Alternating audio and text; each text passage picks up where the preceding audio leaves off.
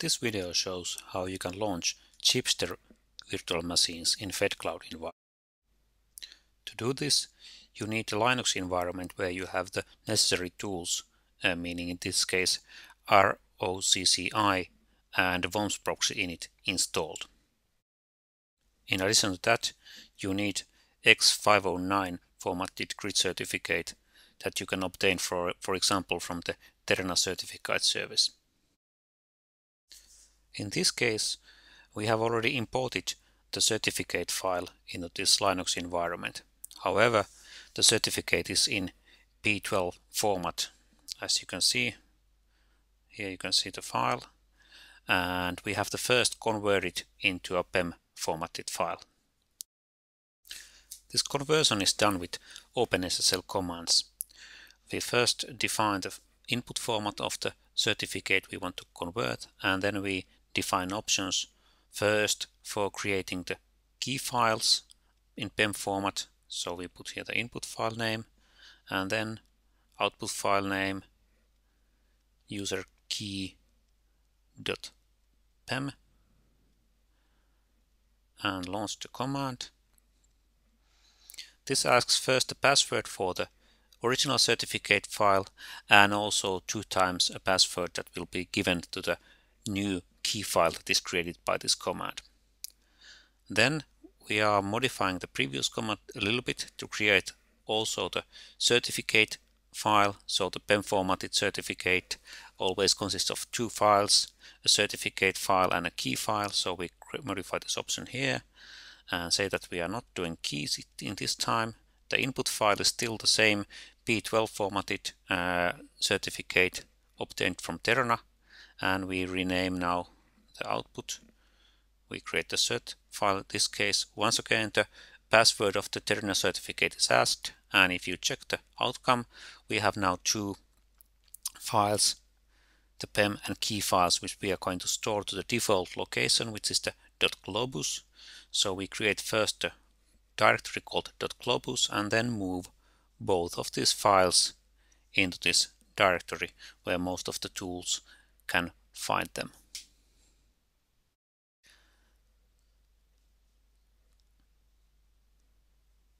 So we move the key file also, and now we still need to modify the permissions with chmod command so that the permissions for the certificate file are correct.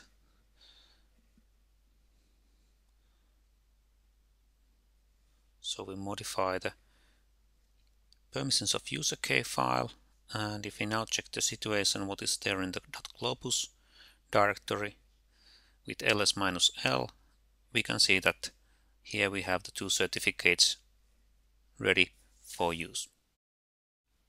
Installing certificates needs to be done all in once. After this, you can create temporary proxy certificates that are used to access the EGI Federated cloud. To create the proxy certificate, we use command WOMS proxy init.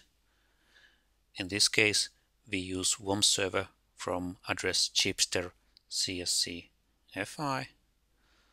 We also define some other parameters for this WOMS proxy init command. The format is RFC, and then we also define variable don't verify ISC, and after this we have a WOMS proxy created. Next, we download the Chipster Virtual Manager tool, which can be used to manage your Chipster virtual machines in EGI FedCloud. You can get the URL shown here from the instructions and use wget to download the tool to your local directory. You need to also modify the permissions of the loaded file so that you can execute it as a command. So you use chmod x+x to get the file in correct shape. In addition to the actual manager, we need to create a pair of SSH keys that are transported to a virtual machine when it's launched by the manager command. So to create the SSH key pair, we use the normal SSH keygen command. The type of the key is RSA, and we'll use it in the level of 2048. And then we should define a name for the file. So in this case we use name FedCloud key, but it can be anything you like. And once you hit the command, you have to then define a passphrase for your key pair and verify the passphrase again. And now we are ready to start using the FedCloud Chipster Manager tool. So let's see how it works.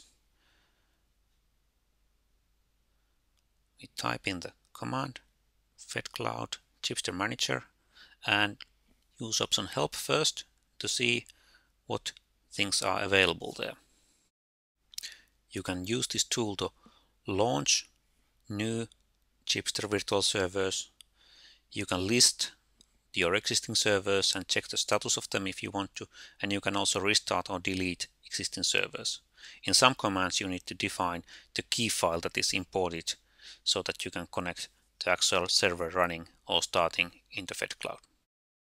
So let's start a new Chipster virtual machine in Federated Cloud.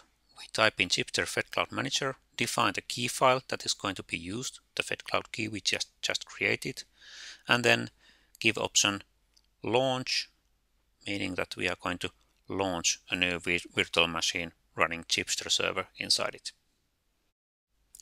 Launching the new virtual machine takes for a while, and once the process is ready, the command prints out information about how to connect your new virtual machine running Chipster. You can connect it with the web interface, directly launching the Chipster from there, or for administration you can log in using SSH and use command line tools on-site the machine to modify and edit your Chipster server. And if we now run FedCloud Chipster Manager with option list, there we don't need any key file in this case, we just put list here. We can see that yes, after a while it lists us one virtual machine name and the IP address assessed to it. So we have now one Chipster virtual machine running there in FedCloud. Even though the virtual machine is now running there, it may take some time before the Chipster environment is fully operational there. It's just starting there, and it can take several minutes or even tens of minutes before everything is running smoothly there in the virtual machine. So you can check the situation by using FedCloud Chipster Manager with status option. So here we need to define the key file also, and when we launch this command, it not just lists the Chipster servers there, but also checks the status of current Chipster server inside the machine.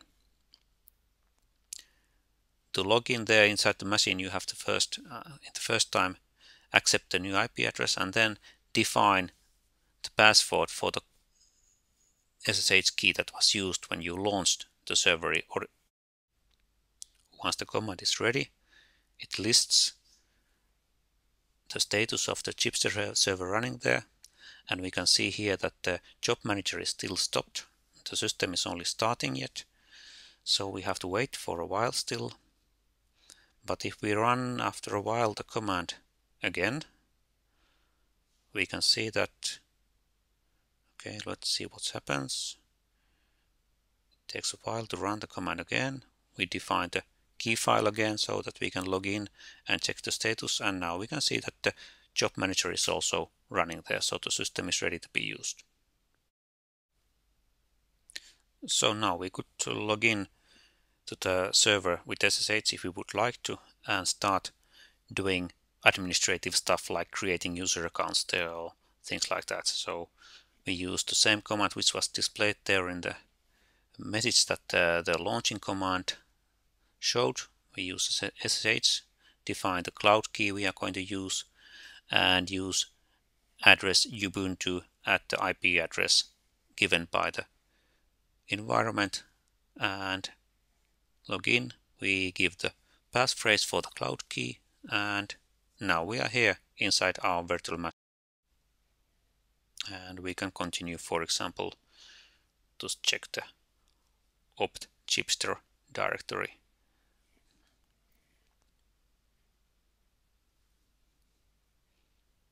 Looks normal. So in this case we don't work more here, we just came out from the virtual machine and now we are back in the original machine that we used to launch the virtual machine. So let's list it again. So here the first URL looking long line here is the ID of the virtual machine we are currently running, and we can use that to delete the existing machine. So if we want to close it down, we type here FedCloud Chipster Manager delete and then copy this URL address to define that which virtual machine we are going to delete.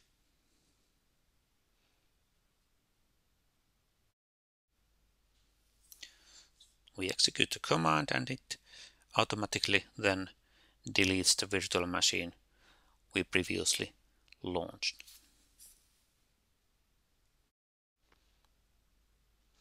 And now we will launch again the FedCloud Chipster Manager with the listing options. We will see that there is no virtual machines running for Chipster at the moment. But let's start a new virtual machine running Chipster so that we can actually check what does it look like for the end user. So we dig out the old launching command, FedCloud Chipster Manager key, definition and launch, and it takes for a while. The system is starting up and finally it lists us again the SSH command line and the IP address to be used. And note that this IP address now is different than previously. And we can copy it from here.